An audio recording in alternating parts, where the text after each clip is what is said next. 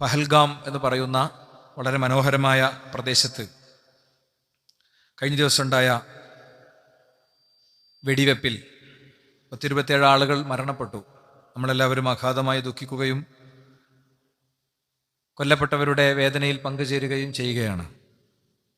പക്ഷേ ഈ വിഷയം പലപ്പോഴും നമ്മൾ കാണുന്നത്, സാമൂഹ്യ മാധ്യമങ്ങളിൽ കാണുന്നത്, ഇതിൻ്റെയൊക്കെ ഉത്തരവാദിത്വം ഇസ്ലാമിനും മുസ്ലിങ്ങൾക്കും എതിരിലാവുകയും ഇനി ഏതെങ്കിലും ഒരു മുസ്ലിം അതിനെ ഒന്ന് ആക്ഷേപിച്ച് സംസാരിച്ചിട്ടില്ലെങ്കിൽ എന്തുകൊണ്ടാണ് പ്രതികരിക്കാത്തത്, എന്തോ ഇതിൻ്റെയൊക്കെ ഒരു മൊത്ത ഉത്തരവാദിത്വം ഏറ്റെടുക്കേണ്ടുന്ന ഒരു സ്ഥിതി ലോകത്തെ ഓരോ മുസ്ലിമിനും ഓരോ വിശ്വാസിക്കും നൽകുന്ന, അതിൻ്റെ അടിസ്ഥാനത്തിൽ മുസ്ലിങ്ങളെ വേണമെങ്കിൽ എവിടെ വെച്ചു എങ്ങനെ വെച്ചു എന്തും ചെയ്യാം, പച്ചക്ക് തച്ചു കൊന്നാലൊരു പ്രശ്നമല്ല, ഇതൊരു പ്രത്യേകതരം സമൂഹമാണ് എന്നൊരു തരം നരേഷൻ വളരെ ശക്തമായി നമ്മുടെ സമൂഹത്തിൽ സൃഷ്ടിക്കപ്പെട്ടിട്ടുണ്ട്.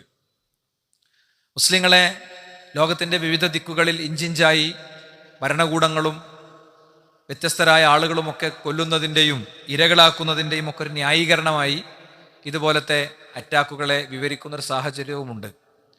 യഥാർത്ഥത്തിൽ വിശ്വാസികൾ എന്നുള്ള നിലക്ക് ഇത്തരം സന്ദർഭങ്ങളെയൊക്കെ നമുക്ക് വിവിധ വിഷയങ്ങൾ പഠിക്കാനും മനസ്സിലാക്കാനും ഒക്കെയുള്ള ഘട്ടങ്ങളായിട്ട് തന്നെയാണ് നമ്മൾ ഉപയോഗിക്കേണ്ടത്. ഒരാളെ ഒരു തോക്കെടുത്ത് കൊല്ലുന്നതല്ല. നമ്മൾ ഒരു അപകടം സംഭവിക്കും വിധം അപകട സാധ്യതയുള്ളൊരു സ്ഥലത്തു കൂടെ അവിടുത്തെ ഒരു നിശ്ചിത ദൂരവും അവിടുത്തെ ഒരു നിശ്ചിത വേഗതയും ഒന്നും പരിഗണിക്കാതെ ഒരാൾ വണ്ടി ഓടിച്ചാൽ ആ വണ്ടി ഓടിച്ച് നടത്തുന്ന കൊലപാതകം പോലും, ആ വണ്ടി ഓടിക്കുന്നതിലൂടെ സംഭവിക്കുന്നത് പോലും കൊലപാതകമാണെന്നും അത് മനഃപൂർവ്വമുള്ള കൊലപാതകത്തിൻ്റെ ഗണത്തിൽ പെടുമെന്നുമൊക്കെ പണ്ഡിതന്മാർ ഫത്വ കൊടുത്തത് കാണാൻ പറ്റും. മനസ്സിലായില്ല? ഒരു നിശ്ചിത വേഗതയിൽ മാത്രം വണ്ടി ഓടിക്കേണ്ട ഒരു സ്ഥലത്തൂടെ ആ വേഗതയെക്കാളും വേഗതയിൽ വണ്ടി ഓടിച്ച് ഒരാൾ ആക്സിഡന്റ് ഉണ്ടാക്കിയാൽ, അയാൾ മരിച്ചാൽ അത് ആത്മഹത്യയാണെന്നും, അതല്ല അയാളുടെ കൈകൾ കൊണ്ടാണ് മരണം സംഭവിക്കണമെങ്കിൽ അത് കൊലപാതകമാണെന്നാണ്. അല്ലാതെ മുഖമൊക്കെ കെട്ടി നീ ഏത് മില്ലത്തിലാണെന്ന് ചോദിച്ച്, കെലിമ അറിയോന്ന് ചോദിച്ച് വെടിവെച്ച് കൊല്ലുന്നതിനെ കുറിച്ചല്ല. നോർമലി ഒരു വ്യക്തി ഇതൊന്നും ഉദ്ദേശിക്കാതെ അയാളുടെ അശ്രദ്ധ കൊണ്ടും അയാളുടെ ഇത്തരം കാര്യങ്ങൾ കൊണ്ടും സംഭവിക്കുന്ന വിഷയങ്ങളിൽ പോലും അത്രയും കടുത്ത സമീപനമാണ് യഥാർത്ഥത്തിൽ ഇസ്ലാമും ഇസ്ലാമിൻ്റെ വേദപ്രമാണങ്ങൾ എടുക്കുന്നത്. എന്നിട്ട് അത്തരമൊരു സമീപനം സ്വീകരിക്കുന്ന മതത്തെയും ആശയത്തെയുമാണ് ഇതുപോലെയുള്ള കൊലപാതകങ്ങളുടെ പ്രതിസ്ഥാനത്തേക്ക് യഥാർത്ഥത്തിൽ വലിച്ചു കെട്ടുന്നത്. നിങ്ങൾ നോക്ക്, ഇപ്പോൾ സൗദി അറേബ്യയിലൊക്കെ തന്നെ ഇസ്ലാമിക കോടതികൾ വിധിച്ച ചില ശിക്ഷാവിധികൾ നമുക്കറിയാലോ. മലയാളിയായ ഒരു മനുഷ്യൻ്റെ കാര്യത്തിൽ വിധിച്ച വിധി നമുക്കറിയാം. അയാളുടെ കരങ്ങളാൽ ഒരാൾ കൊല ചെയ്യപ്പെട്ടു എന്നാണ്. ആ കൊല ചെയ്യപ്പെട്ടത് അയാൾക്ക് കയ്യബദ്ധത്തിൽ പറ്റിയതാണ് എന്ന് പറയുന്നു. എന്നാൽ ആ കോടതി രേഖകളൊക്കെ കൃത്യമായി വായിക്കുമ്പോൾ അയാൾ അത് വേറൊരാളുടെ പേരിൽ ആരോപിക്കാൻ ശ്രമിച്ചിട്ടുണ്ട്. അപ്പുറത്തെ വെപ്രാളത്തിൽ ചെയ്തതായിരിക്കും. വേറൊരാളെ പ്രതിയാക്കാൻ ശ്രമിച്ചിട്ടുണ്ട്. വിചാരണ വേളയിൽ അയാൾ കുറെ കള്ളങ്ങൾ പറഞ്ഞിട്ടുണ്ട്. അതുകൊണ്ട് തൻ്റെ കൈകളാൽ ഒരാൾ കൊല്ലപ്പെട്ടപ്പോൾ ആ ജീവന്റെ വിലയായിട്ടാണ് യഥാർത്ഥത്തിൽ ആ സംഖ്യ കുടുംബവുമായി നിശ്ചയിച്ചു വെച്ചത്. ചുരുക്കത്തിൽ ഇസ്ലാമിക സമൂഹം ഇത്രയും കടുത്ത സമീപനം ഇതുപോലത്തെ വിഷയങ്ങളിൽ എടുക്കുന്നതിൻ്റെ കാരണം വളരെ കൃത്യമാണ്. ആ കാരണം നമുക്ക് ശരിയാം വിധം പറയാൻ പറ്റും. ആ കാരണം വിശുദ്ധ ഖുർആൻ പറയാണ്, വലഖദ് കറംനാ ബനി ആദം, മനുഷ്യനെ നാം ആദരിച്ചിരിക്കുന്നു. അല്ലാഹു സുബ്ഹാനഹു വ തആല ആദരിച്ച ഒരു ജീവിയെ, ഒരു വ്യക്തി കൊല്ലുന്നതിനെ വളരെ ശക്തമായ നിലക്ക് ഇസ്ലാം കണിശമായി കൈകാര്യം ചെയ്തിട്ടുണ്ട്. നോക്കൂ, നിങ്ങൾ 10-11 പോയിന്റുകളിലൂടെ നമ്മളൊന്ന് കടന്നു പോകാൻ ശ്രമിക്കുകയാണ്. ഒന്ന്, അല്ലാഹു സുബ്ഹാനഹു വ തആല കൊലപാതകത്തെ നിഷിദ്ധമാക്കിയിരിക്കുന്നു. കൊലപാതകം ഏത് നിലക്ക് നടക്കുന്നതാണെങ്കിലും ആ കൊലപാതകത്തെ നിഷിദ്ധമാക്കിയിരിക്കുന്നു. ഖുൽ തആലൂ അത്ലു മാ ഹറമ റബ്ബുക്കും അലൈക്കും, നിങ്ങൾ വരൂ, ഞാൻ നിങ്ങൾക്ക് നിങ്ങളുടെ റബ്ബ് നിങ്ങൾക്ക് നിഷിദ്ധമാക്കിയ കാര്യങ്ങൾ പറഞ്ഞു തരാം.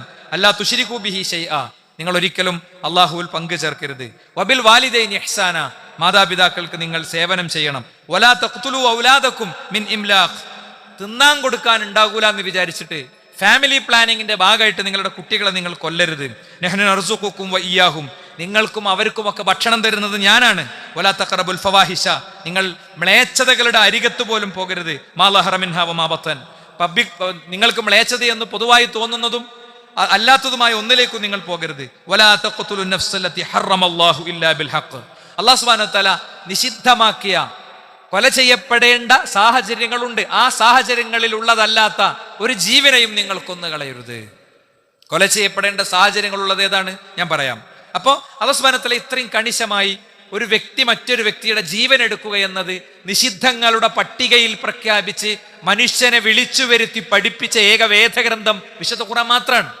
ആ ഒരു സമൂഹത്തിന്റെ നേരെയാണ് ലോകത്ത് ആര് ഏത് ചങ്ങാതി എന്ത് ചെയ്താലും അതിന്റെ ഉത്തരവാദിത്തം പലപ്പോഴും നൽകപ്പെടാറുള്ളത് എന്നത് ഏറെ വേദനിപ്പിക്കുന്ന ഒരു കാര്യമാണ്.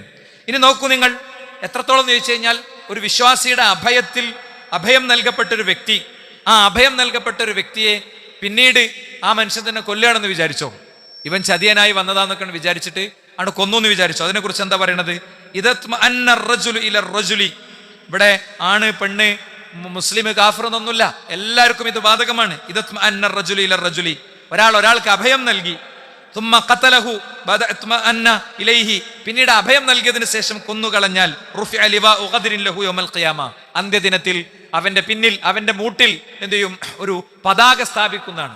ജനകോടികൾ തിരിച്ചറിയണം, അഭയം നൽകി വിളിച്ചു വരുത്തി കൊണ്ടുപോയി കൊന്നതാണിവൻ എന്നതിന് രേഖയായി ആദം അലൈഹിസ്സലാം മുതൽ അവസാനത്തെ മനുഷ്യൻ വരെ കാണണം, നോക്കണം, ഈ ചതിയെ തിരിച്ചറിയണം. ഇതാണ് കൊലപാതകത്തിന്റെ കാര്യത്തിൽ ഇസ്ലാം എടുത്ത കണിശമായ സ്റ്റാൻഡ്. എന്നിട്ട് ഇതുപോലത്തെ സ്റ്റാൻഡ് സ്വീകരിച്ച ഒരു സമീപനം സ്വീകരിച്ച ഒരു മതവും ലോകത്തില്ലെന്നിരിക്കെയാണ് മുസ്ലിങ്ങൾക്കും ഇസ്ലാമിനുമെതിരിൽ ഇതുപോലത്തെ എല്ലാ അറ്റാക്കുകളുടെയും ടാഗുകൾ ചില ആളുകൾ നൽകുന്നത്.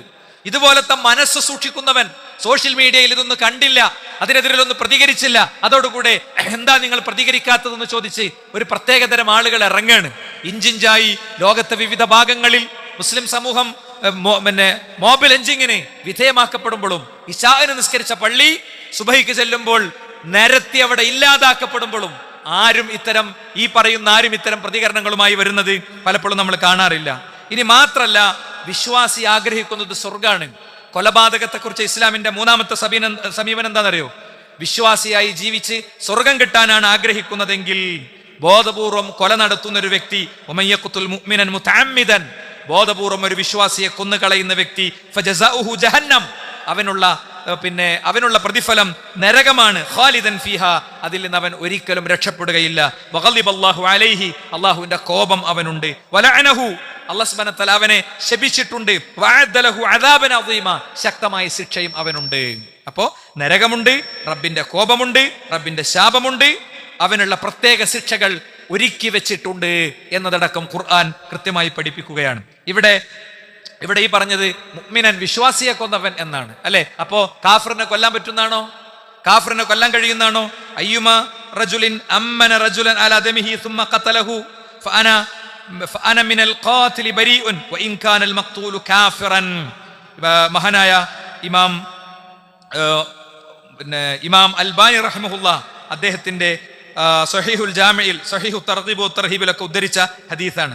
അയ്യുമാ റജുലിൻ അമ്മന റജുലൻ അലാ ദമിഹി സുമ്മ ഖതലഹു.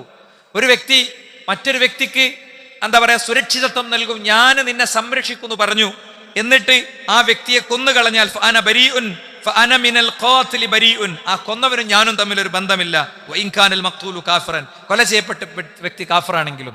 ജാതി നോക്കിയിട്ടല്ല കത്തി പൊക്കണതും ഇറക്കണതൊക്കെ, മറിച്ച് വിശ്വാസിയുടെ കാര്യം പറയുമ്പോൾ വിശ്വാസിയോട് കൂടുതൽ സ്നേഹവും ഇഷ്ടവും കടപ്പാടൊക്കെ ഉണ്ടാകണം. അങ്ങനെയല്ലേ? അയൽപക്കത്തെ ഒരാളും നമ്മളെ വീട്ടിലൊരാളും തമ്മിൽ ഒരു മാനസികമായ ദൂരം ഉണ്ടാകും, അല്ലേ? അതേപോലെ തന്നെ വാപ്പയും മോനും, അതുപോലെ തന്നെ വാപ്പയും എളാപ്പയും തമ്മിൽ, അല്ലെ? വാപ്പാനോടുള്ള ബന്ധത്തിൽ കുറഞ്ഞൊരു വ്യത്യാസം എളാപ്പാനോടുണ്ടാകും. അതൊക്കെ മനുഷ്യന്റെ മാനസിക ബന്ധത്തിന്റെ അടുപ്പത്തിന്റെ ഒരു അടിസ്ഥാനമാണ്. അത് വിശ്വാസികളാകുമ്പോൾ അത് കൂടുതൽ കനത്തിലും കടുപ്പത്തിലും ഉണ്ടാകുന്നു മാത്രം. അതുകൊണ്ട് ജാതിയും മതവും തിരിച്ച് കൊല്ലുന്ന മസ്അല ഇസ്ലാം എവിടെയും യഥാർത്ഥത്തിൽ പഠിപ്പിച്ചിട്ടില്ല. മാത്രല്ല, നാലാമത്തെ കാര്യം എന്താ അറിയോ? ഇത് വൻ പാപങ്ങളിൽ എണ്ണി അല്ലാഹു സുബ്ഹാനഹു വ തആലയോട് പശ്ചാത്താപത്തിന്റെ കരങ്ങളുമായി ചോദിക്കലും പറയലുകളുമായി മാത്രം ചെന്നാൽ പുറത്തു കിട്ടുന്ന പാപങ്ങളായിട്ടാണ് എണ്ണിയത്. ഇജ്തനിബു സബഅൽ മുബിഖാത്ത്, നിങ്ങൾ 7 വൻ പാപങ്ങളെ ഉപേക്ഷിക്കണം എന്ന് പറഞ്ഞിട്ട് എന്താ? ഒന്ന് ഖത്ലുൻ നഫ്സി, ഒന്ന് ജീവനുള്ള മനുഷ്യനെ കൊന്നുകളയുന്നത് വൻ പാപങ്ങളിൽ ഉൾപ്പെടുത്തി എണ്ണിയിരിക്കുകയാണ്. വൻ പാപങ്ങളിൽ ഉൾപ്പെടുത്തി എണ്ണിയതാണ്. അതാണ് നാലാമത്തെ കാര്യം. അഞ്ചാമത്തെ കാര്യം എന്താ അറിയോ? അഞ്ചാമത്തെ കാര്യം, ഇതുകൊണ്ടൊരു നേട്ടം ഉണ്ടാവൂല, രാജ്യത്തിനുണ്ടാവൂല, സമൂഹത്തിനുണ്ടാകൂല. എന്താ? ആൾക്കാർ പേടിച്ചിട്ട് എന്തോ ചെയ്തു തരുമെന്ന് വിചാരിക്കുന്നതിൽ ഒരു കാര്യമല്ല. നമ്മൾ ഇടക്കൊന്ന് വയറ്റത്ത് കത്തി കയറ്റിയാൽ മാത്രമേ നമുക്ക് ഈ സമൂഹത്തിൽ ഭയമില്ലാതെ ജീവിക്കാൻ കഴിയൂ. ഇങ്ങനത്തെ ചിന്ത ഒന്നും ആർക്കും ആവശ്യമില്ല കേട്ടോ. കുറച്ചൊക്കെ തിരിച്ചു കൊടുക്കണം എന്നാ തന്നെ ആകുള്ളൂ എന്നുള്ള ചിന്തയൊന്നും ആർക്കും ആവശ്യമില്ല. കാരണം എന്താ?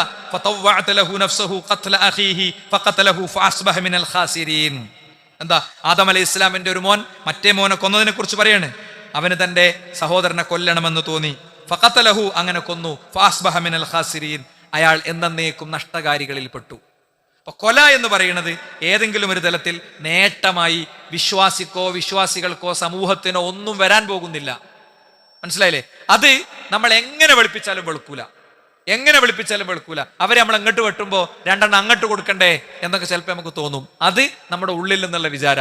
അതിനെ നമ്മൾ പ്രമാണമായിട്ട് കണക്ട് ചെയ്യണം. ഈ പ്രമാണം എന്ന് പറയുന്നത് ഒരിക്കലും നിസ്കരിക്കാനോ നോമ്പോൽക്കാനോ ഒളുവിന്റെ ഷർത്തും ഫർദും നിശ്ചയിക്കാനും മാത്രമുള്ളതൊന്നല്ല. ഒരു വിശ്വാസിയുടെ ജീവിതത്തിന്റെ സമഗ്ര മേഖലകളിലേക്കുള്ളതാണ്. നമ്മളുടെ കാഴ്ചപ്പാടിൽ പിഴവുകൾ ഉണ്ടെങ്കിൽ ആ കാഴ്ചപ്പാടുകളെ പ്രമാണങ്ങളുമായി ചേർത്ത് വെച്ച് നമ്മൾ തിരുത്തണം.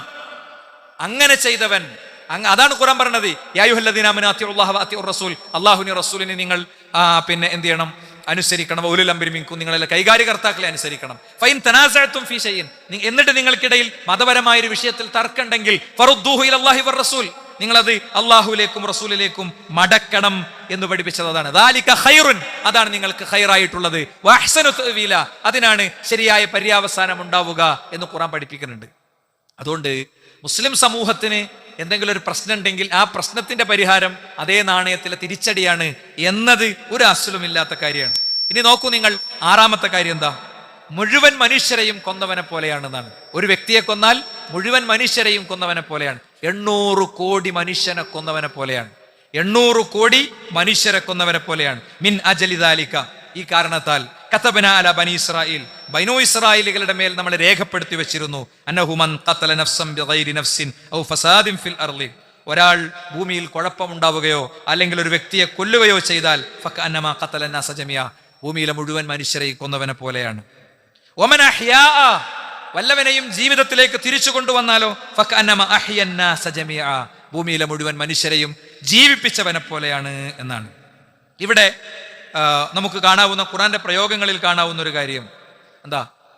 അനർഹമായി ഒരാളെ കൊന്നാൽ എന്നൊരു പ്രയോഗം കാണാം. അപ്പൊ അർഹമായ കൊലയുണ്ടോ? അർഹമായ കൊലയുണ്ട്. അതെപ്പോഴാ? ലാ യഹില്ലു ദമു ഇംറിഇൻ മുസ്ലിമിൻ ഇല്ലാ ബിഇഹ്ദ സലാസ്, മൂന്നാലൊരു കാരണം കൊണ്ട് മാത്രമേ കൊല്ലാൻ പറ്റുള്ളൂ. ഒന്ന് അസ്സയ്യിബു സാനി, വിവാഹിതനായിട്ട് വ്യഭിചരിച്ച വ്യക്തി. വന്നഫ്സു ബിന്നഫ്സ്, ഒരാളെ കൊന്നാൽ തിരിച്ചു കൊല്ലൽ. വതാരിഖു ലിദീനിഹി അൽ മുഫാരിഖു ലിൽ ജമാഅ, ഇസ്ലാമിക സമൂഹത്തിന്റെ ഭദ്രതയെ തകർക്കും വിധം പുറത്തേക്ക് പോയ ഒരു വ്യക്തി. ആ 3 ഘട്ടങ്ങളിൽ യഥാർത്ഥത്തിൽ കൊലയുണ്ട് എന്നാണ്. എങ്കിൽ ഈ കൊല ഓരോ സിവിലിയൻസ് നടത്തേണ്ടതാണോ? എന്നെ ആരോ കൊന്നു, അപ്പൊ എന്റെ വാപ്പ കൊടുവാൾ എടുത്തിട്ട് ഇറങ്ങിയിട്ട് കൊല്ലേണ്ടതാണോ? ഇസ്ലാമിക ഭരണകൂടമാണെങ്കിൽ എന്റെ വാപ്പയെ വിചാരണ ചെയ്തിട്ട് എന്റെ വാപ്പാക്ക് കൊലപാതകം വിധിക്കും. നേരെ തിരിച്ച് എന്റെ കുടുംബത്തിന് ചെയ്യാൻ പറ്റുക എന്താ? എന്റെ കുടുംബത്തിന് ചെയ്യാൻ പറ്റുക ഇസ്ലാമിക കോടതിയെ സമീപിക്കാം.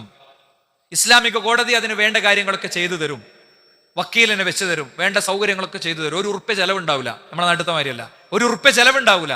കൃത്യമായി വേറെ വാസ്യത്തകളൊന്നുമില്ല. നമ്മളിപ്പോ ആധുനിക കാലത്ത് സൗദി അറേബ്യയിൽ നടന്ന എത്ര പിന്നെ കൊലകളുണ്ട്, എത്ര കഴുത്തുവെട്ടലുകളുണ്ട്. ഒരു വീഡിയോ ഉണ്ട് യൂട്യൂബിൽ, നമ്മൾ കണ്ടാൽ വൈകാരികമായി പോണ ഒരു വീഡിയോ. ഒരു പയ്യൻ, അവൻ കുറച്ചൊരു അഭ്യാസമൊക്കെ കാണിച്ചിട്ട് വാഹനം ഓടിച്ചപ്പോ വേറെ ഒരു കുട്ടി മരിച്ചു. ഈ മനുഷ്യനുള്ള ആകെ കുട്ടിയാണ്.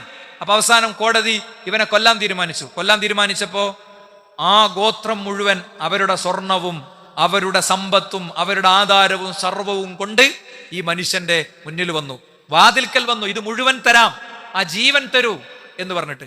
ഇസ്ലാമിക കോടതിയെ സംബന്ധിച്ചിടത്തോളം അയാൾ വിട്ടുവീഴ്ച ചെയ്യാത്തിടത്തോളം കാലം ഒന്നും ചെയ്യാൻ പറ്റൂല.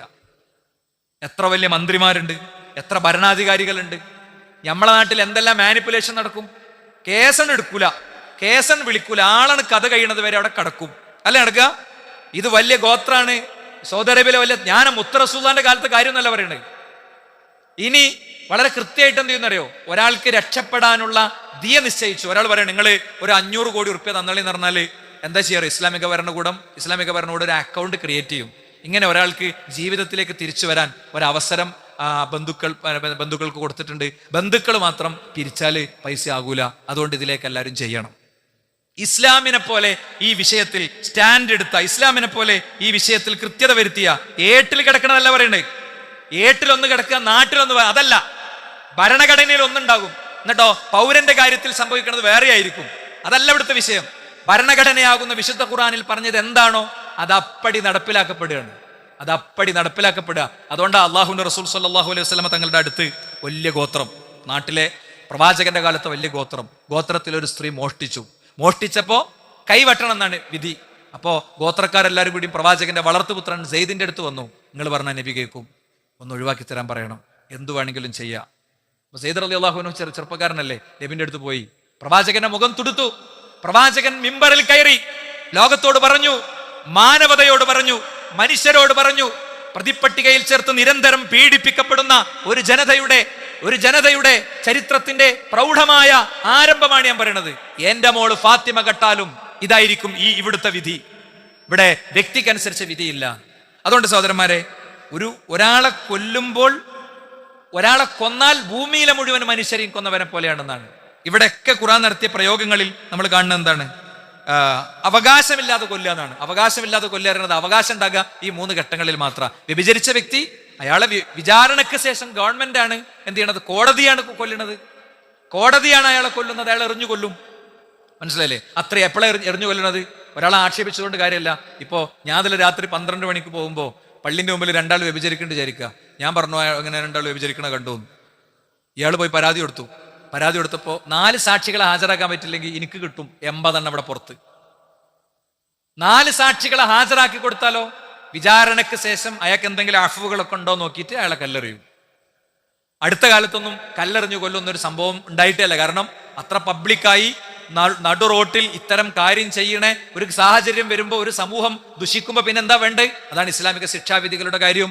അതുകൊണ്ട് വളരെ ഡിബേറ്റ് ചെയ്ത് നമുക്ക് പറയാൻ പറ്റും. ലോകത്ത് ഭയങ്കര പുരോഗമന രാഷ്ട്രം അമേരിക്കയാണല്ലോ, ഭയങ്കര സംഭവം. എങ്കിൽ അമേരിക്കയുടെ ഇൻഡെക്സും, അമേരിക്കയുടെ ക്രിമിനൽ ഇൻഡെക്സും, അതേപോലെ തന്നെ സൗദി അറേബ്യയുടെ ക്രിമിനൽ ഇൻഡെക്സും എടുക്കുക നമ്മൾ. എന്നിട്ട് കുറ്റങ്ങൾ എടുക്കുക. ബലാത്സംഗത്തിന്റെ തോത്, പിടിച്ചുപറിയുടെ തോത്, വയലൻസ് ക്രിമിനലുകളുടെ പിന്നെ ക്രൈമുകളുടെ തോത് ഒക്കെ 10,000 ഇരട്ടി താഴെയാണ്. 10,000 ഇരട്ടി താഴെ. സധൈര്യം ഞാൻ പറയും, അത്രയും ശക്താണ്. അപ്പോ അത്രയും കണിശമായി പഠിപ്പിക്കപ്പെട്ട ഒരു ദർശനമാണ്, ആദർശമാണ് ഇസ്ലാം എന്ന് നമുക്ക് കൃത്യമായിട്ട് പറയാൻ പറ്റും. ഇനി നോക്കൂ നിങ്ങൾ, അള്ളാഹുവിന്റെ ഇഷ്ടദാസന്മാരുടെ ഗുണം പറഞ്ഞപ്പോൾ അവിടെ പറഞ്ഞ എന്താ അറിയോ? വല്ലദീന ലാ യദഊന മഅ അല്ലാഹി ഇലാഹൻ ആഖർ, അല്ലാഹനല്ലാതെ വേറെ ആരെയും വിളിക്കൂല. വലാ യഖ്തുലൂന നഫ്സല്ലതി ഹറമല്ലാഹു ഇല്ലാ ബിൽ ഹഖ്, അല്ലാഹു സുബ്ഹാനഹു വ തആല കൊല്ലാൻ അനുവദിച്ചതിനല്ലാതെ കൊല്ലൂല എന്ന് പറഞ്ഞാൽ ആരാച്ചാർക്ക് കഴുത്തു വെട്ടേണ്ടി വരും. അപ്പൊ അയാൾക്കത് ഹക്കാണ് വെട്ടല്. കോടതി നിർദ്ദേശിക്കുമ്പോൾ വെട്ടേണ്ടി വരും. മനസ്സിലായില്ലേ? അതല്ലാതെ വേറൊരാൾക്കും ഒരാളെ കൊന്നാൽ തിരിച്ചു വെട്ടണത് ഇസ്ലാം അല്ല. നമ്മളെ പള്ളി കയറിയിട്ട് ഒരുത്തനാണ് വെട്ടിയെന്ന് വിചാരിക്കുക. നമ്മൾ തിരിച്ചു പോയി അവനെ വെട്ടിയാൽ 2 ആളും തുല്യായി, 2 ആളും കണക്കായി ഇസ്ലാമിക ഭരണകൂടത്തിന്റെ മുമ്പിൽ. മറിച്ച് കൃത്യമായത് നീതി നിർവഹണത്തിലൂടെ വിഷയം നടപ്പിലാക്കപ്പെടണം എന്നാണ്. ഇനി നോക്കൂ നിങ്ങൾ, രക്തത്തെ തന്നെ അന്യായമായി രക്തം ചീറ്റുന്നതിനെ ഇസ്ലാം നിഷിദ്ധമാക്കി. ഇന്ന ദിമാഉക്കും വഅംവാലുക്കും അലൈക്കും ഹറാം കഹുർമത്തി യൗമിക്കും ഹാദാ ഫീ ശഹരിക്കും ഹാദാ ഫീ ബലദിക്കും ഹാദാ. എപ്പോഴായി പറയണേ?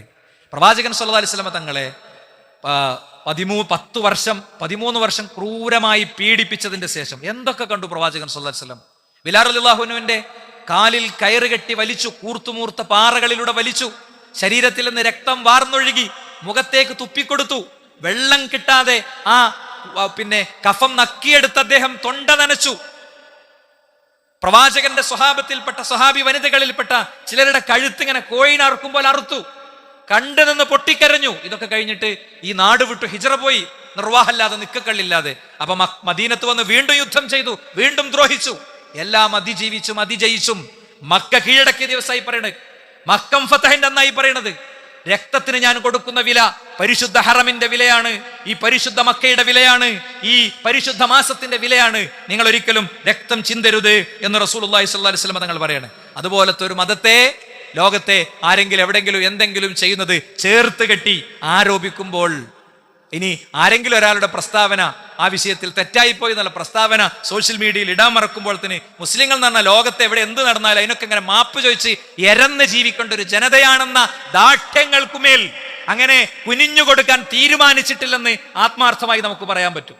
മനസ്സിലായില്ലേ? വളരെ കൃത്യമായ പോളിസിയുണ്ട്. ഒരു വ്യക്തിയെ പോയി കൊല്ലണ പരിപാടിയില്ല. ഇഞ്ചിഞ്ചായി 1000 കൊല്ലപ്പെട്ടാലും അവിടെ ജിഹാദിന്റെ ഷറത്ത് ഒത്തുവരണം. ജിഹാദിന്റെ ഷറത്തിലെ ഏറ്റവും ഒന്നാമത്തെ ഷറത്ത് എന്താ? കൊടുത്തതിലേറെ വലുത് കിട്ടുമെങ്കിൽ പറ്റൂലെന്നാ. കൊടുത്തതിലേറെ വലുത് ഇങ്ങോട്ട് തിരിച്ചു കിട്ടുമെങ്കിൽ പറ്റൂലെന്നാ ഇസ്ലാമിന്റെ അസ്ല്. ജിഹാദിന്റെ ബാക്കി നിബന്ധനകളൊക്കെ ഒത്ത സ്ഥലങ്ങളിൽ പോലും ഈ അസ്ലാണ് യഥാർത്ഥത്തിൽ നിർദ്ദേശിക്കപ്പെട്ടിട്ടുള്ളത്, പാലിക്കപ്പെട്ടിട്ടുള്ളത്. മാത്രല്ല, ആദ്യമായി വിചാരണക്കെടുക്കുന്ന വിഷയങ്ങളിൽ പരസ്പരം വെട്ടിയതും കുത്തിയതും കൊന്നതും തള്ളിയതുമാണ് നാളെ പരലോകത്ത് ആദ്യം വിചാരണ ചെയ്യപ്പെടുക. അതിന്റെ പേരിലാണ് തീരുമാനം ഉണ്ടാക്കപ്പെടുക. അതുകൊണ്ട് ഞാനീ പറയണത് കത്തെടുത്ത് കുത്തുന്നതിനെ കുറിച്ചും ചാവേറായി മരിക്കുന്നതിനെ കുറിച്ച് മാത്രമൊന്നല്ല. ഞാൻ ആദ്യമേ തുടക്കത്തിൽ കേൾക്കാത്ത കുറച്ച് ആൾക്കാരുണ്ട്. ഫത്വകൾ പരിശോധിച്ചാൽ അറിയാം. ഇവിടെ 100 കിലോമീറ്റർ സ്പീഡിൽ ഓടിക്കേണ്ട റോഡാണിത്. നിങ്ങളിതിൽ 120 സ്പീഡിൽ ഓടിച്ചു, വേറെ തന്നെ വണ്ടി ഇടിച്ചു. അവിടുത്തെ വിധി ബോധപൂർവം കൊന്ന വിധിയാണ്. അവിടെ മരിച്ചു. ആ മരണം ആത്മഹത്യയാണെന്ന് പണ്ഡിതന്മാർ ഫത്വ കൊടുത്തത് കാണാൻ പറ്റും. പിന്നെയല്ലേ കത്തിയെടുത്ത് കുത്തുന്നതും വെട്ടുന്നതൊക്കെ. അപ്പൊ ഇസ്ലാമിൽ ചോര കൊണ്ടുള്ള കളി പറഞ്ഞാല് ഒരു ചെറിയ സാധനമല്ല, അതൊരു വലിയ കാര്യമാണ്. അതുകൊണ്ട് നമുക്കത് ഉറപ്പിച്ച് പറയാൻ പറ്റും. ഇനി നോക്കൂ നിങ്ങൾ, വിശ്വാസിയായി നിലനിൽക്കാനുള്ള ഇളവായിട്ട് അത് പഠിപ്പിക്കണത് ലയസാലുൽ മുഅ്മിൻ ഫീ ഫുസ്ഹത്തി ദീനിഹി, വിശ്വാസി അവന്റെ ദീനിന്റെ അളവിൽ ഇങ്ങനെ ജീവിക്കും. മാലം യുസിബ് ദമൻ ഹറാമ, അവൻ നിഷിദ്ധമായ രക്തം ചീറ്റുന്നതുവരെ. ഈ നിഷിദ്ധമായ രക്തം എന്ന് പറയാൻ കാരണം എന്താ? ഒരാൾ ആരാച്ചാരാണെങ്കിൽ, ഗവൺമെന്റ് നിശ്ചയിച്ച ഉദ്യോഗസ്ഥനാണെങ്കിൽ അവന് കൊല്ലേണ്ടി വരും. വിചാരണയ്ക്ക് ശേഷം പ്രതിയെ കൊല്ലേണ്ടി വരും. അവന് മാത്രമാണ് ഒഴിവ് കഴിവ്, അല്ലാത്തൊരാൾക്കും പറ്റൂല. അല്ല, ജഡ്ജിക്ക് പറ്റുമോ? ഞാൻ അതുകൂടി നോക്കി. ജഡ്ജിക്ക് ഇയാൾ കുറ്റക്കാരാണ്, ജഡ്ജിക്ക് പറ്റൂല. ജഡ്ജി അല്ല ചെയ്യേണ്ട, അതിന് നിശ്ചയിച്ച ഓഫീസറിന്റെ ആളാ ചെയ്യേണ്ടത്. ജഡ്ജിക്ക് പോലും തൊടാൻ പറ്റൂല. അത്ര കൃത്യമായ ക്ലാരിറ്റി ഇസ്ലാം ഈ വിഷയത്തിൽ നിശ്ചയിക്കുകയാണ്. ഇനി മാത്രല്ല, ഒരാളെ കൊല്ലണിനെ കുറിച്ച് പറയാം, പ്രപഞ്ചം തന്നെ ഇല്ലാതാകുന്നതാണ് അതിലേറെ നല്ലത്. മുസ്ലിം, വിശ്വാസിയായ ഒരു മനുഷ്യനെ കൊല്ലുന്നത് എന്താ? അതിലേറെ നല്ലത് എന്താണ്? ദുന്യാവിനെ ഇല്ലാതാകലാണെന്ന്. അപ്പൊ കൊലപാതകത്തെ ഒരർത്ഥത്തിലും എവിടെയും ഇസ്ലാം അംഗീകരിച്ചിട്ടില്ല, അതിനെ വെളുപ്പിച്ചിട്ടില്ല എന്ന് പുതിയ കാലത്തിന്റെ ഭാഷയിൽ നമുക്ക് പറയാം. ഇനി കൊന്നവന്റെ കണ്ണിൽ എഴുതിയിട്ടുണ്ടാകുന്നതാണ്, അരവാക്കുകൊണ്ടെങ്കിലും കൊലപാതകത്തിന് സപ്പോർട്ട് കൊടുത്ത വ്യക്തി, അവന്റെ കണ്ണിൽ നീ അല്ലാഹുവിന്റെ കാരുണ്യത്തിൽ നിരാശനാണെന്ന് 2 കണ്ണുകൾക്കിടയിൽ എഴുതി വെച്ചിട്ടുണ്ടാകുമെന്നാണ്. അപ്പോ ചിലതൊക്കെ രക്തസാക്ഷിത്വാണെന്നും മുസ്ലിം പ്രതിരോധാണെന്നും ഇസ്ലാമിനെ പ്രതിരോധിക്കാനാണെന്നും പറഞ്ഞ് ഇത്തരം വിഷയങ്ങളിൽ നമ്മൾ സ്റ്റാൻഡ് എടുക്കുമ്പോ വൈകാരികതകളിൽ നിന്നാകരുത്, വിഷയത്തെ പ്രമാണങ്ങളിൽ നിന്ന് പഠിച്ച് സ്റ്റാൻഡ് എടുക്കാൻ നമുക്ക് പറ്റണം. ഞാൻ രക്തസാക്ഷിയാകുന്നു വിചാരിച്ച് പ്രതിരോധത്തിന് ഇറങ്ങുമ്പോൾ സംഭവിക്കുന്നത് എന്തായിരിക്കും? കണ്ണിൽ എഴുതി വെച്ചിട്ടുണ്ടാകും ആയിസുമിൻ റഹ്മത്തില്ല, അള്ളാഹുവിന്റെ കാരുണ്യത്തിൽ നിന്ന് നീ നിരാശനായിരിക്കുന്നുവെന്ന് എഴുതിയിട്ടുണ്ടാകുന്നതാണ്. അപ്പൊ ഞാൻ വീണ്ടും പറയുന്നു, 3 സ്ഥലത്ത് ഞാൻ പറഞ്ഞു മുസ്ലിം എന്ന് പ്രയോഗിക്കുന്നുണ്ടത് മുസ്ലിങ്ങൾക്ക് മാത്രം ബാധകമാണോ? അല്ല. നോക്കൂ നിങ്ങൾ, ഒന്നുകൂടി ഞാൻ പറയാം. ബക്രത്ത് ബിൻ നുഫൈ ബിൻ അൽ ഹാരിസ് പറയാണ്, മൻ ഖതല മുആഹദൻ ലഹു ദിമ്മത്തുല്ലാഹി വദിമ്മത്തു റസൂലിഹി, അള്ളാഹുവിന്റെയും റസൂലിന്റെയും സംരക്ഷണത്തിലുള്ള അഥവാ ഇസ്ലാമിക രാഷ്ട്രത്തിൽ ജീവിക്കുന്ന കരാറിൽ ഏർപ്പെട്ട ഒരു വ്യക്തിയെ കൊന്നാൽ ലം യരി റായിഹത്തൽ ജന്ന, കൊന്നവൻ നല്ല തഹജ്ജുദ് നിസ്കരിക്കുന്ന ആളായിരിക്കും, അല്ലെങ്കിൽ മുസ്ലിം ആയിരിക്കും, അവന് സ്വർഗത്തിലെ ഗന്ധം പോലും കിട്ടുകയില്ല. വഇന്ന റീഹഹാ ലയൂജദു മിൻ മസീറത്തി 70 ആമ, സ്വർഗത്തിന്റെ ഗന്ധം എന്ന് പറയുന്നത് 70 വർഷത്തെ വഴിദൂരം അടിച്ചു വീശെത്തുന്നതാണ്. പക്ഷേ ഒരു ചെറിയ ഗന്ധം പോലും അവന് കിട്ടുകയില്ലെന്ന് റസൂലുള്ളാഹി സ്വല്ലല്ലാഹു അലൈഹി വസല്ലം തങ്ങൾ പഠിപ്പിക്കുകയാണ്. ഇനി മൻ ഖതല മുആഹദൻ ലൻ യരി റായിഹത്തൽ ജന്ന വഇന്ന റീഹഹാ തൂജദു മിൻ മസീറത്തി 40 ആമ, 40 വർഷത്തെ ദൂരം എന്നും നമുക്ക് ഹദീസിൽ കാണാൻ സാധിക്കും. ഇനി മാത്രല്ല, ഇസ്ലാമിക രാഷ്ട്രം സംരക്ഷണം കൊടുത്ത ഒരു വ്യക്തി, ആ വ്യക്തിയെ കൈകാര്യം ചെയ്യുന്നിടത്ത് വരുന്ന വീഴ്ചയെ പറ്റി പറയണ നോക്ക് നിങ്ങൾ. GCC രാഷ്ട്രങ്ങളിലൊക്കെ ചില അറബികളൊക്കെ അവിടുത്തെ ചില വ്യക്തികളെ കൈകാര്യം ചെയ്തതൊക്കെ ഭയങ്കര കഥയും സിനിമയൊക്കെ ആക്കിയിട്ട് അല്ലെ, അതുകൊണ്ട് എങ്ങനെ ഇസ്ലാമോഫോബിയ നിർമ്മിക്കാന്ന് വിചാരിക്കണവരും പ്രചരിപ്പിക്കണവരൊക്കെ ഉണ്ടാവും. അവര് അനുബന്ധമായി കേട്ടോളണം. ആയിരക്കണക്കിന് ആളുകൾ ഗസ്റ്റുകളെ പോലെ ആ രാജ്യത്ത് ജീവിക്കണതിന്റെ കാരണം എന്താ അറിയോ? മുഹമ്മദ് റസൂലുള്ളാഹി സ്വല്ലല്ലാഹു അലൈഹി വസല്ലം തങ്ങളുടെ ഈ വാക്ക, അലാമൻ ളലമ മുആഹിദൻ, ഇസ്ലാമിക രാഷ്ട്രത്തിൽ ജീവിക്കുന്ന, കരാറിൽ ഏർപ്പെട്ടിരിക്കുന്ന, ഇവിടെ ഞങ്ങളുടെ വിശ്വാസത്തിൽ ഈ രാഷ്ട്രത്തോട് ചേർന്ന് ജീവിച്ചു കൊള്ളാമെന്ന് പറയുന്ന ഒരു വ്യക്തി, ഒരാളെ ആക്രമിച്ചു, ഔ ഇൻതഖസഹു, അല്ലെങ്കിൽ ഇത് ഞങ്ങളെ നാടാണ്, ഇവിടെ ഞങ്ങളെ ഭൂരിപക്ഷമാണ് എന്ന് പറഞ്ഞ് അവന്റെ സമ്പത്ത് കൊള്ളയടിച്ചു, ഔ കല്ലഫഹു ഫൗഖ ത്വാഖതിഹി, അവന് ചെയ്യാൻ പറ്റാത്ത പണി തൊഴിലാളിയായിട്ട് വിളിച്ചിട്ട് അവന് കൊടുത്തു, ഔ അഖദ മിൻഹു ശൈഅൻ ബിഗൈരി തീബി നഫ്സിൻ, അവന്റെ ഒരു ഇഷ്ടമില്ലാതെ അവന്റെ അടുത്ത് നിന്ന് അവന്റെ എന്തെങ്കിലും ഒന്ന് തട്ടിപ്പറിച്ചു. 1, അവൻ ആക്രമിച്ചു. 2, അവന്റെ അടുത്തുനിന്ന് തട്ടിയെടുത്തു, അല്ലെങ്കിൽ അവനെ അമിതമായ ജോലിഭാരങ്ങൾ ഏൽപ്പിച്ചു. നീ ഇവിടെ ഞങ്ങളെ കീഴിൽ ജീവിക്കണോനാടാ, അടങ്ങി നിന്നോളണം എന്ന നിലയ്ക്ക് ഏൽപ്പിച്ചു. അല്ലെങ്കിൽ അവനിൽ നിന്ന് എന്തെങ്കിലും അവന്റെ മനസ്സിന്റെ തൃപ്തിയില്ലാതെ വല്ലതെടുത്തു, ശമ്പളത്തിൽ നിന്ന് കുറച്ചു പിടിച്ചു, ഓരോ കാരണം പറഞ്ഞിട്ട് പിടിച്ചു. അങ്ങനെയൊക്കെ ചെയ്താൽ ഫഅന ഹജീജുഹു യൗമൽ ഖിയാമ, ഈ മനുഷ്യന് വേണ്ടി വാദിക്കാൻ വക്കീലായിട്ട് ഈ ഞാനുണ്ടാകുമെന്ന് ലോകത്തിന്റെ റസൂൽ പഠിപ്പിക്കുകയാണ്. ഇസ്ലാമോഫോബിയ ഇഞ്ചിഞ്ചായി പ്രചരിപ്പിക്കുന്നവരും ബാലൻസിങ് പൊളിറ്റിക്സ് കളിക്കുന്നവരും ഈ പ്രവാചകന്റെ വാക്കുകളെ ഒരിക്കൽ പോലും കേൾക്കാത്തവരാണ്, ഒരിക്കൽ പോലും അറിയാത്തവരാണ് സഹോദരന്മാരെ. അതുകൊണ്ട് നമുക്ക് തീർച്ചയായും ഉറപ്പിച്ച് ഈ വിഷയത്തിൽ പറയാൻ കഴിയും, ലോകത്ത് നടക്കുന്ന ഇത്തരം ഭീകരാക്രമണങ്ങളുടെ പേരിൽ അധിക്ഷേപിക്കപ്പെടേണ്ട ഒരു സമൂഹമല്ല. 11 പോയിന്റുകൾ ഞാൻ ഇവിടെ പറഞ്ഞു. 11 പോയിന്റുകൾ കൊലപാതകത്തോടുള്ള. ഇനിയും വേണമെങ്കിൽ 11 പോയിന്റ് പറയാൻ പറ്റും, ഒരു ഖുതുബന്റെ ഉള്ളിലേക്ക് ചുരുക്കി പറയണല്ലോ. ഇനി നിങ്ങൾ നോക്ക്, ലോകത്ത് ഇത്തരം ഒരു കാര്യം നടന്നാൽ എന്താ സംഭവിക്കുക? തലങ്ങും വിലങ്ങും അഖ്ലാഖ് മുതൽ എത്രയോ മനുഷ്യന്മാർ കൊല ചെയ്യപ്പെടുന്നുണ്ട്, അല്ലേ? ഫലസ്തീനിൽ പിഞ്ചു കുഞ്ഞുങ്ങളടക്കം അരുങ്കൊല ചെയ്യപ്പെടുന്നുണ്ട്. ഇതിനൊന്നും ഒരു മതത്തിന്റെയും ആൾക്കൊരു പരിക്കില്ല, ഉണ്ടോ? അഫ്ഗാനിസ്ഥാന്റെ മുകളിൽ ബോംബിട്ടു, ഇറാഖിന്റെ മേലെ ബോംബിട്ടു. ഇറാഖിന്റെ മേലെ ഫേക്ക് ആയിട്ടുള്ള, തികച്ചും വ്യാജമായിട്ടുള്ള പ്രചാരണങ്ങൾ അഴിച്ചുവിട്ട് അവിടുത്തെ കുഞ്ഞുങ്ങളെ കൊന്നു.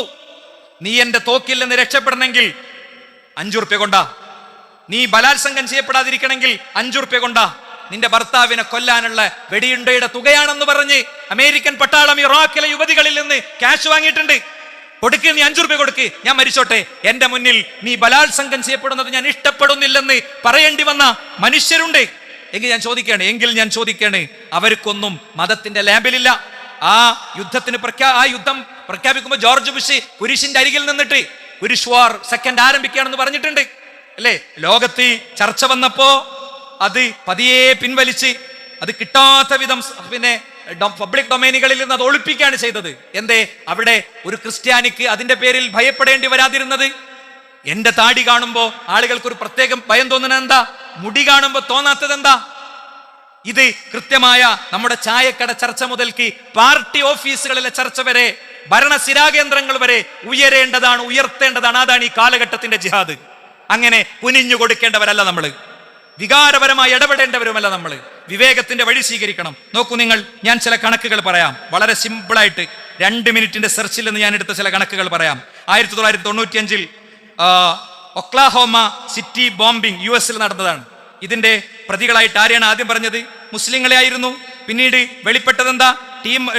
ടീമോത്തി മക്ബി എന്ന് പറയുന്ന ഒരു വെള്ളക്കാരൻ എക്സ്ട്രീമിസ്റ്റ് ക്രിസ്ത്യാനിയാണ് ഇത് ചെയ്തത് എന്ന് തെളിഞ്ഞു. 168 ആളുടെ മരണം മുസ്ലിങ്ങളുടെ മേലിൽ അടിച്ചേൽപ്പിച്ച് മീഡിയ ആഘോഷിച്ചു. എത്ര എണ്ണം വേണം? 2011 നോർവേ ആക്രമണങ്ങൾ ഇസ്ലാമിക ഭീകരർക്ക് നേരെയായിരുന്നു ആദ്യം ഉന്നയിച്ചത്. പക്ഷേ പിന്നെ ആൻഡേഴ്സ് ബ്രോയിക് എന്ന് പറയുന്ന വലതുപക്ഷ ക്രിസ്ത്യൻ എക്സ്ട്രീമിസ്റ്റ് ആയിരുന്നു ഇതിന്റെ പ്രതി എന്ന് പിന്നീട് ലോകം കണ്ടെത്തി. അത് പതുക്കെ ചരമക്കോളത്തിലേക്ക് മാറും.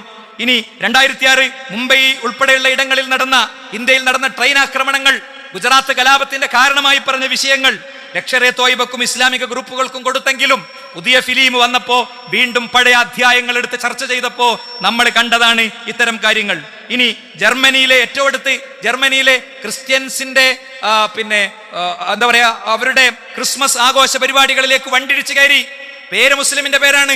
ഭയങ്കരമായി ഇവിടെ ക്രിസ്ത്യൻ സംഘപരിവാര സംഘങ്ങൾക്കൊപ്പമുള്ള ക്രിസംഗി സമൂഹം അവര് പറഞ്ഞു മുസ്ലിങ്ങളാണ് ഇതിന്റെ ആളുകൾ എന്ന്. പക്ഷേ BBC പുറത്തുവിട്ട ഡോക്യുമെന്ററിയിലൂടെ, പബ്ലിക് ഡൊമൈനിൽ ഡയലോഗുകളിലൂടെ നമുക്കത് തെളിയിക്കാൻ പറ്റിയ അടുത്ത മിനിറ്റുകളിൽ നമ്മൾ തെളിയിച്ചു. എന്താ? BBC ആണ് നമ്മുടെ ഇത്. അതല്ലാതെ ഏതെങ്കിലും ആൾ പറഞ്ഞല്ല. BBCയിൽ ഇയാൾ സ്വയം പറയുന്ന വീഡിയോ നമ്മൾ പുറത്തുവിട്ടു. ഇയാൾ ആരാ? എക്സ് മുസ്ലിമാണ്, ഇസ്ലാം വിട്ട ആളാണ്. എന്താ ഇയാൾ ഇങ്ങനെ ചെയ്യാൻ കാരണം? ജർമ്മനിയിൽ മുസ്ലിങ്ങൾക്ക് അനുകൂലമായ സമീപനം സ്വീകരിക്കുന്നു, അതുകൊണ്ടാണെന്നാ പറഞ്ഞ്. ഇങ്ങനെ നമുക്ക് എത്ര സംഭവങ്ങൾ കിട്ടാനുണ്ട്, എത്ര സംഭവങ്ങൾ. ഞാൻ കൂടുതൽ കാര്യങ്ങളിലേക്ക് പോകുന്നില്ല. ഇഷ്ടം പോലെ കാര്യങ്ങൾ, അല്ലെ? നീസ് ട്രക്ക് ആക്രമണം. ഒരു ട്രക്ക് 900 ടണ്ണ് ഭാരമുള്ള ഒരു ട്രക്ക് കൊണ്ടുപോയിട്ട് ആളുകളെ ഇടിച്ചു കൊന്നു. ഇതിപ്പോഴും സോഷ്യൽ മീഡിയയിൽ കിടക്കണം. എന്താ? അത് ISന്റെ അറ്റാക്ക്, ഒരു മുസ്ലിമിന്റെ അറ്റാക്ക് എന്നാണ്. ISന്റെ അറ്റാക്ക് ആയിരിക്കും, കാരണം IS ഇസ്ലാം അല്ല. ISന്റെ കൂടെ ജീവിച്ച പിന്നീട് പുറത്തു വന്ന ആളുകൾ പറഞ്ഞിട്ടുണ്ട് അവർ ഖുർആൻ ഓതുന്നത് നിസ്കരിക്കണം ഞങ്ങൾ കണ്ടിട്ടില്ല, അല്ലേ? വളരെ കൃത്യമായിട്ട് നമുക്ക് കാണാൻ പറ്റും. ഇവൻ ആരാ? ഈ അറ്റാക്കിന് പോണതിന്റെ മുമ്പ് അവന്റെ മുഹമ്മദ് ബഹ്ലൂൽ എന്ന് പറയുന്ന വ്യക്തി അവന്റെ ഹോട്ടല് കച്ചവടം ചെയ്ത്, ബാർ ഹോട്ടൽ കച്ചവടം ചെയ്തിട്ടാ പോകുന്നത്. ബാർ ഹോട്ടൽ നടത്തുന്ന ഒരാൾക്ക് അങ്ങനെ മുസ്ലിമായി ഭയങ്കര ജിഹാദ് നടത്തേണ്ട ആവശ്യം ഉണ്ടാവുമോ? അപ്പോൾ ലോകത്ത് നടക്കുന്ന ഇത്തരം അറ്റാക്കുകൾ മുഴുവൻ ഇസ്ലാമിന്റെ പരടിയിൽ വെച്ച് കെട്ടുന്ന ഒരു തരം സമീപനാണ് നടക്കുന്നത്. ഇനി അറ്റാക്കുകൾ മുസ്ലിങ്ങളെ പക്ഷത്തു നിന്നല്ലെങ്കിലോ? നിങ്ങൾ നോക്ക്, നമ്മുടെ നാട്ടിൽ തന്നെ എറണാകുളം ഭാഗത്ത് ഒരു സംഭവം ഉണ്ടായി അല്ലേ, പെട്ടെന്നൊരു സംഭവം ഉണ്ടായി. ഒരു ക്രിസ്ത്യൻ പാർട്ടിയിൽ എന്ത് ചെയ്തു, ഒരു ക്രിസ്ത്യാനികളുടെ ഒരു യോഗത്തിൽ ഒരു അറ്റാക്ക് ഉണ്ടായി. നമ്മളെ മീഡിയ എന്താ ചെയ്തത്? മീഡിയ പെട്ടെന്ന് ആദ്യം ഇവിടുത്തെ പിന്നെ കേന്ദ്രം ഭരിക്കുന്ന ആളുകൾ വന്നിട്ട് പറഞ്ഞു അത് ഒരു ഭീകരാക്രമണമാണ്. അടുത്തത് പറഞ്ഞു അത് ഹമാസുമായി ബന്ധപ്പെട്ടിട്ടുള്ള ഒരു ശ്രമമാണ്. അപ്പോഴേക്ക് നമ്മുടെ പോലീസ് തെരഞ്ഞു. കണ്ണൂര് ഒക്കെ പബ്ലിക് ഡൊമൈനിലുള്ളതാണ്. ഈ വിഷയം ഓരോന്നും ക്ലിപ്പിട്ട് വീഡിയോ സഹിതം ചെയ്തിട്ടുണ്ട്. വ്യക്തിപരമായി നമ്മളൊക്കെ ചെയ്ത വീഡിയോ യൂട്യൂബിൽ കിടക്കുന്നുണ്ട്, നിങ്ങൾക്ക് എടുത്ത് പരിശോധിക്കാം. എന്താ, ഒരു ചങ്ങാതി, അത്യാവശ്യം നല്ല താടിയൊക്കെ ഉള്ള ഒരു ചങ്ങാതി, അവനവിടെ അങ്ങനെ നിൽക്കുമ്പോൾ ഒരു ബംഗാളിയാണ്, പോലീസ് അവന്റെ പിന്നാലെ, പോലീസ് വലയത്തിൽ നിരീക്ഷണത്തിൽ. വാർത്ത വന്നു. ഇവന്റെ നീണ്ട താടിയും തൊപ്പിയും കണ്ടപ്പോഴേക്ക് പോലീസിന് ഇവൻ ഇരയാണെന്ന് തോന്നി. അത് കഴിഞ്ഞ് പെട്ടെന്ന് വേറെ ഒരു കേസിൽ നീണ്ട വർഷങ്ങൾ ജയിലിൽ കിടക്കുകയും എന്നിട്ട് കോടതി കുറ്റമുക്തനാക്കുകയും ചെയ്ത വ്യക്തിയെ പോലീസ് പോയി അറസ്റ്റ് ചെയ്തു. എന്താ, ഇവനാണ് ഇതിന്റെ ആളെന്ന് പറഞ്ഞിട്ട്. അടുത്ത മണിക്കൂറിലാണ് ചെയ്ത വ്യക്തി അയാളുടെ മതവും ജാതിയും ഒക്കെ വ്യക്താക്കേണ്ടി വന്നത്. അപ്പോഴോ അത് പിന്നൊരു പ്രശ്നമല്ല, അത് ഭീകരാക്രമണമല്ല. അതുവരെ ഹമാസ്, ISIS ഭീകരാക്രമണം, പിന്നെ അത് പതുക്കെ പോയി. പിന്നെ കേരളത്തിൽ തന്നെ ഏറ്റവും ആളുകൾ പിന്നെ കൊല ചെയ്യപ്പെട്ട വാർത്ത എവിടെയില്ല. പിന്നെ ചരമക്കോളത്തിലാണ് പിന്നെ വാർത്ത വന്നത്. ബൈക്ക് ഇടിച്ച് ആരോ മരിച്ച ലാഘവത്തോടെ, വെച്ചുകുത്തി മരിച്ച ലാഘവത്തോടെ വന്നത്. ഇസ്ലാമോഫോബിയ ഒരു ജനതയ്ക്ക് മേലുള്ള കയ്യേറ്റമാണെങ്കിൽ അതൊരു ജനതക്ക് മാത്രമല്ല ബാധിക്കുക, ഒരു നാടിനെ മൊത്തം ബാധിക്കും. ഇത് നമ്മുടെ നാട്ടിൽ, നമ്മളെ കേരളത്തിൽ നടന്ന കാര്യമാണ് ഇനി പറയണത്, നമ്മളെ കാലത്ത് നടന്ന കാര്യമാണ് ഇനി പറയണത്. ആ വാർത്ത ഇപ്പോൾ എവിടെയെങ്കിലും ഉണ്ടോ? നിരപരാധികളായ എത്ര മനുഷ്യർ ഇപ്പോഴും സെല്ലുകളിലുണ്ട്. നിരപരാധികളായ മനുഷ്യരെ സെല്ലിലിടുമ്പോ അവർക്ക് ശബ്ദം ഉയർത്താൻ പോലും ആരുമില്ലാതെ പോകുന്നതിന്റെ കാരണം എന്താ? അങ്ങനെ പറയണോ കുടുങ്ങും, പറയണോനെ ലോക്ക് ചെയ്യുന്നുള്ള പേടിയാണ് അല്ലേ? ആ പേടി നമുക്ക് ആവശ്യമല്ല. പക്ഷേ ആ പേടി ആവശ്യമില്ല എന്ന് പറഞ്ഞിട്ട് നമ്മൾ അവിവേകങ്ങളിലേക്കും മതവിരുദ്ധ പ്രവർത്തനങ്ങളിലേക്കും പോകേണ്ടതുമില്ല. അള്ളാഹു നമ്മിൽ നിന്ന് സ്വീകരിക്കുമാറാകട്ടെ. അൽഹംദുലില്ലാഹി വസ്സലാത്തു വസ്സലാമു അലാ റസൂലില്ലാഹി വഅലാ ആലിഹി വസഹ്ബിഹി അജ്മഈൻ. അമ്മാ ബഅദ്. സൃഷ്ടാവും സംരക്ഷകനുമായ റബ്ബിനെ ജീവിതത്തിന്റെ എല്ലാ മേഖലയിലും കാത്തു സൂക്ഷിക്കണമെന്ന് ഒരിക്കൽ കൂടി ഉണർത്തുകയാണ്, ഉത്ബോധിപ്പിക്കുകയാണ്. സഹോദരങ്ങളെ, നാട്ടിൽ നടക്കുന്ന സംഭവ വികാസങ്ങൾ ഓരോന്നും അതത് സമയത്ത് വിശകലനം നടത്തുകയും അതിൻ്റെ ശരിതെറ്റുകൾ നമ്മൾ മനസ്സിലാക്കിയിരിക്കുകയും ചെയ്താൽ തന്നെ നമ്മളെ അതിജീവനത്തിലൊരു നല്ല മൊഡ്യൂളാണത്. വഖഫ് വന്നു, വഖഫിൻ്റെ കറക്റ്റ് എന്താണ് ഓരോന്നും. ഇപ്പോൾ ഇന്നലെ വഖഫുമായിട്ട് ബന്ധപ്പെട്ട് കണ്ണൂരിലൊരു പരിപാടിയിൽ പങ്കെടുത്തിരുന്നു. അതിൽ RSS ഉന്നയിക്കുന്ന 11 കളവുകൾ ഓരോന്നും തെളിവ് വെച്ച് നമ്മൾ പൊളിച്ചു. അതെന്തിനാ? വരും തലമുറക്ക് വേണ്ടിയിട്ട് ചെയ്തതാണ്. അവർ ഓരോന്ന് ഉന്നയിക്കണ കുട്ടി പാകിസ്ഥാൻ, ഒരു പാകിസ്ഥാനോളം വലുപ്പമുള്ള സ്ഥലം കേരളത്തിൻ്റെ ഉള്ളിൽ, ഇന്ത്യൻ്റെ ഉള്ളിൽ ഉണ്ട് എന്നാണ് വഖഫായിട്ട്. ഇങ്ങനെയുള്ള വ്യാജമായ പ്രചാരണങ്ങൾ, ഇതൊക്കെ ക്ലാരിറ്റി വരുത്തേണ്ടത് നമ്മുടെ ഇതര സമുദായത്തിലെ സുഹൃത്തുക്കൾ അവർ ഇസ്ലാമിനെ ഭയപ്പെടുന്നവരാകാതിരിക്കാൻ ആവശ്യമാണ്. അപ്പോൾ ആ വഴിയിൽ വിവിധ പരിപാടികളുമായി നമ്മൾ മുന്നോട്ട് പോവുകയാണ്. ഇൻഷാ അല്ലാഹ് ഈ വരുന്ന നാളെയും മറ്റന്നാളായിട്ട് പാലക്കാട് വെച്ച് പീസ് റോഡിൽ ബിസിനസ് കോൺഫറൻസ് നടക്കുന്നുണ്ട്. ആ കാര്യം നിങ്ങളുടെ ശ്രദ്ധയിൽപ്പെടുത്തുകയാണ്. അതോടൊപ്പം എല്ലാ ശനിയാഴ്ചയും നമ്മളെ കുട്ടികൾക്ക് വേണ്ടിയുള്ളൊരു ക്ലാസ് ഇപ്പോൾ നമ്മൾ നടത്തി വരുന്നുണ്ട്. നമ്മൾ ചെയ്യുന്നത് കുട്ടികൾക്ക് വരാൻ പോകുന്ന ചതിക്കുഴികൾ അവരെ പറഞ്ഞു മനസ്സിലാക്കുക എന്നുള്ളതാണ്. 2-3 ക്ലാസ്സോടെ കഴിഞ്ഞു. രാവിലെ 6:30 മുതൽ 7:30 വരെയാണ്. ഏകദേശം 6:30 തന്നെ കുട്ടികളൊക്കെ എത്തും. ഒരു 10 മിനിറ്റ് വൈകിയ ക്ലാസ് അവസാനിപ്പിക്കുന്നത് ഒരു 10 മിനിറ്റ് വൈകും. നമ്മളെ ഒക്കെ ഏകദേശം ഒരു 6:30 കുട്ടികളൊക്കെ എത്തിത്തുടങ്ങുന്ന ഒരു സാഹചര്യമാണ് ഇപ്പോൾ ഉള്ളത്. അപ്പം അതുകൊണ്ട് നമ്മളിങ്ങനെ അതൊക്കെ അവർ ഇഷ്ടമാണ്, അത് അവർ ചെയ്യട്ടെ എന്നൊക്കെ പറയുന്നതിന് പകരം ഒന്ന് നിർബന്ധിച്ച് കുട്ടികളെ പറഞ്ഞയക്കണം. പുതിയ കാലമാണ്, പുതിയ സാഹചര്യമാണ്. അപ്പോൾ അത് കുട്ടികൾക്ക് അതൊക്കെ ഒന്ന് വ്യക്തത വരുത്തി കൊടുത്താൽ നമുക്ക് എവിടെയും വിടവരെ ഒരു പ്രശ്നമില്ലാതെ വിടാം. ആ കാര്യം നിങ്ങളുടെയൊക്കെ മനസ്സിലുണ്ടാകണം എന്നീ ഘട്ടത്തിൽ ഉണർത്തുന്നു. അള്ളാഹു നമ്മിൽ നിന്ന് സ്വീകരിക്കുമാറാകട്ടെ. അവൻ്റെ മുഅ്മിനുകളിൽ, മുഖ്ലിസുകളിൽ, മുത്തഖീങ്ങളിൽ അവൻ നമ്മൾ ഉൾപ്പെടുത്തുമാറാകട്ടെ. ലാ ഇലാഹ ഇല്ലല്ലാഹുവിൻ്റെ വഴിയിൽ സഞ്ചരിക്കാനുള്ള തൗഫീഖിനെ അല്ലാഹു സുബ്ഹാനഹു വ തആല നമുക്ക് നൽകുമാറാകട്ടെ. അല്ലാഹുമ്മ ഗ്ഫിർ ലിൽ മുഅ്മിനീന വൽ മുഅ്മിനാത്ത്, അല്ലാഹുമ്മ അഇസ്സൽ ഇസ്ലാമ വൽ മുസ്ലിമീൻ വഅദിൽ ശിർക വൽ മുശ്രിക്കീൻ. ربنا آتنا في الدنيا حسنة وفي الآخرة حسنة ربنا وقنا عذاب النار. آمين آمين برحمتك يا أرحم الراحمين. والحمد لله رب العالمين وصلى الله